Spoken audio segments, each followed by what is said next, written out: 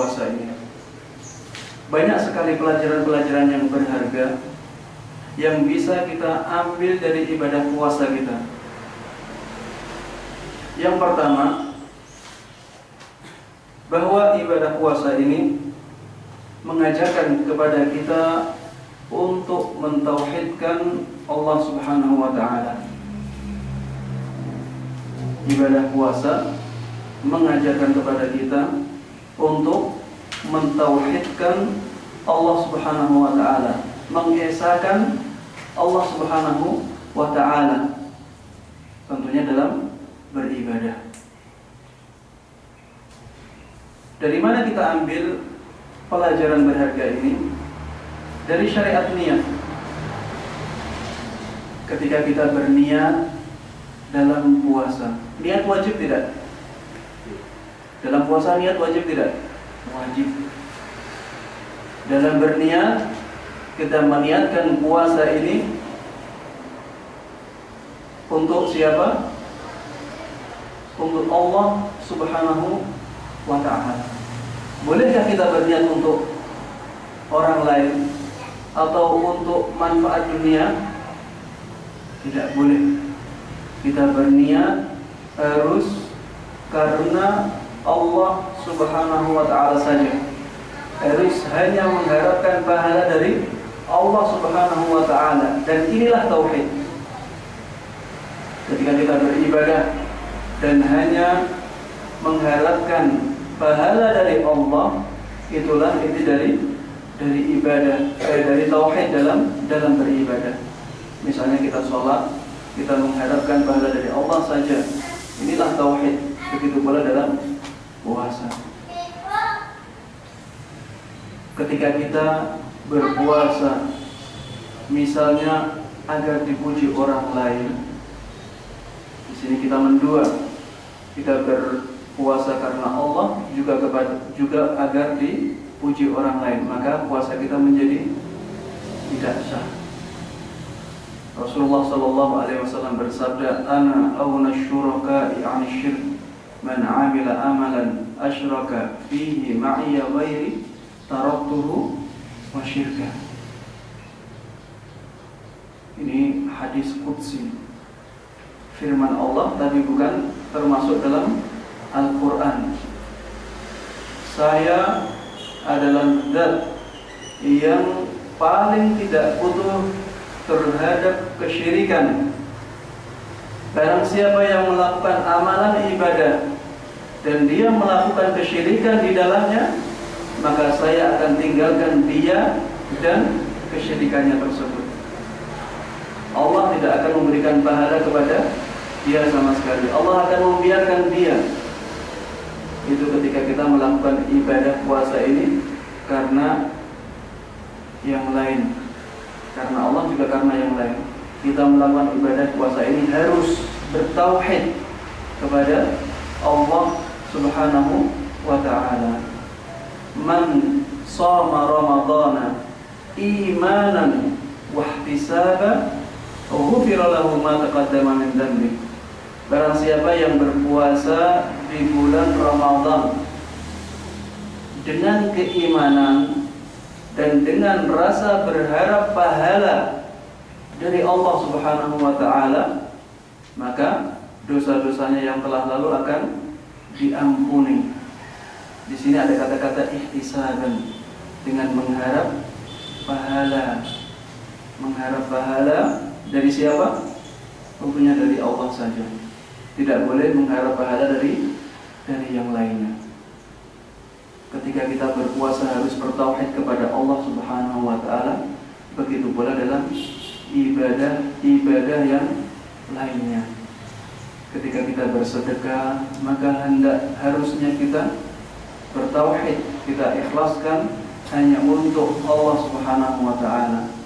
Ketika kita membaca Al-Quran, kita juga harusnya bertauhid, mengharapkan pahala dari Allah Subhanahu wa ta'ala.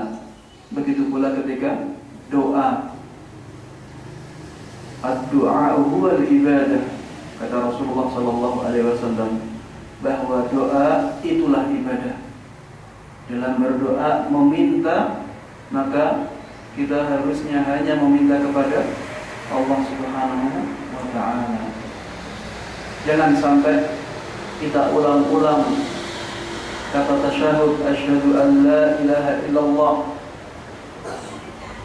Setiap sholat kita membacanya, asyhadu an la ilaha illallah. Bahkan di sholat yang lebih dari 2 rakaat kita membacanya 2 kali, asyhadu an la ilaha illallah.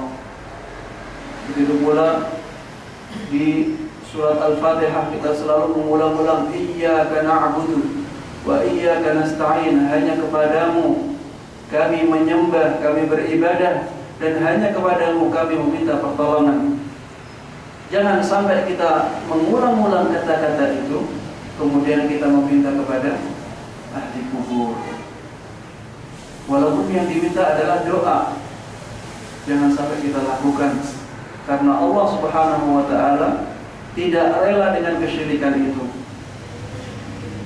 Jangan sampai misalnya datang kepada kuburan orang yang saleh kemudian mengatakan, wahai Mbah Fulan, Mbah A misalnya, tolong doakan aku, mudah-mudahan urusan-urusanku dimudahkan oleh Allah Subhanahu wa ta'ala. Ini minta tolong tidak? Minta tolong untuk didoakan kepada siapa? Kepada orang yang sudah meninggal. Ini tidak dibolehkan. Ini tidak dibolehkan dan ini merupakan kesyirikan. Dan ini tidak masuk dalam tawassul.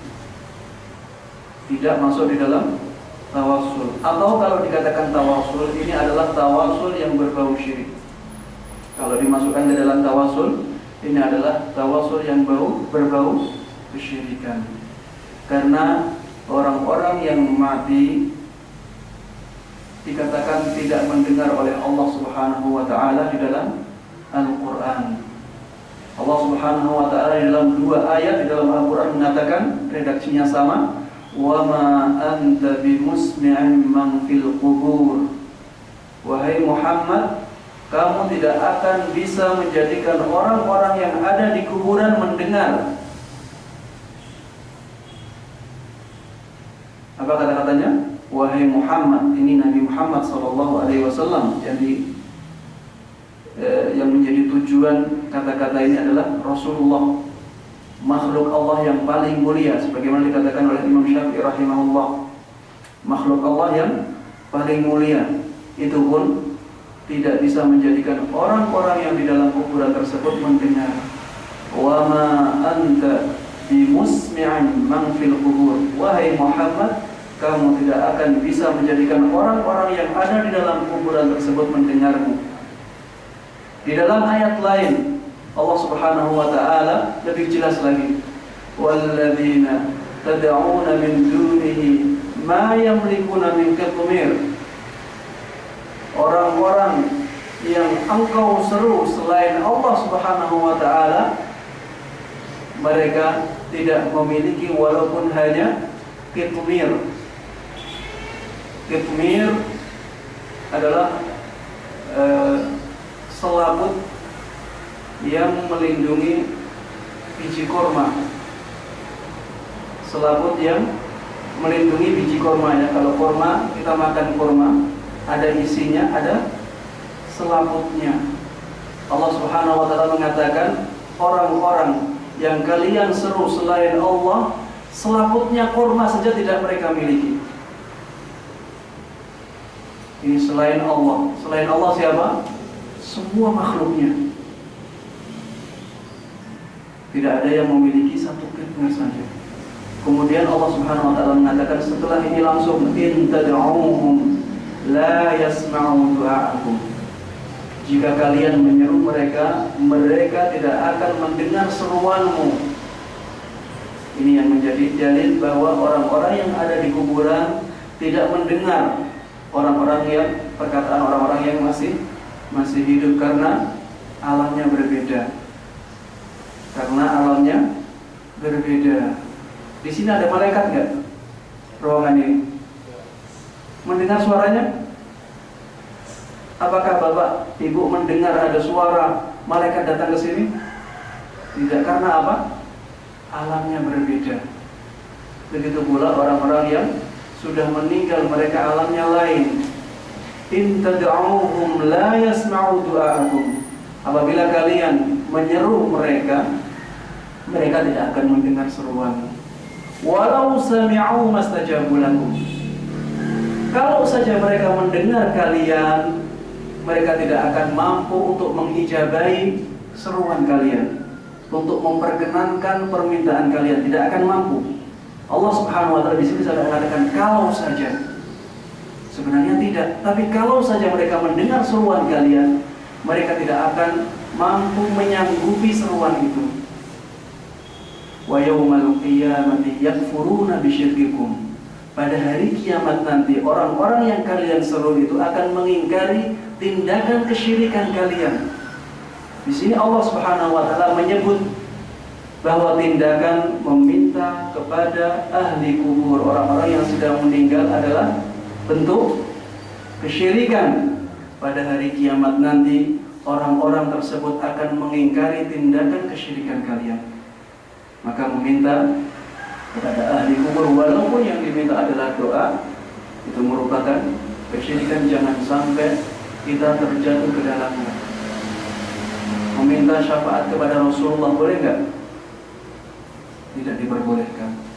Walaupun kita tahu bahwa nantinya Rasulullah akan memberikan syafaat. Cara mintanya gimana? Meminta kepada Allah Subhanahu wa taala agar kita dimasukkan ke dalam umatnya yang mendapatkan syafaatnya. Ya Allah, jadikanlah aku orang yang disyafaati atau mendapatkan syafaatnya Rasulullah Sallallahu Alaihi Wasallam. Ini cara kita meminta syafaat kepada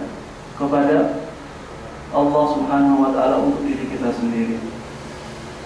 Dengan seperti ini kita tidak melakukan kesyirikan, dan kita juga insya Allah akan mendapatkan syafaatnya Rasulullah Sallallahu Alaihi Wasallam. Bukan kita tidak menghormati Rasulullah ya, tapi kita sangat mencintai Rasulullah. Kita sangat mengharapkan syafaat beliau. Namun dalam berdoa kita memintanya kepada Allah Subhanahu Wa Taala. Dan beginilah orang yang bertauhid.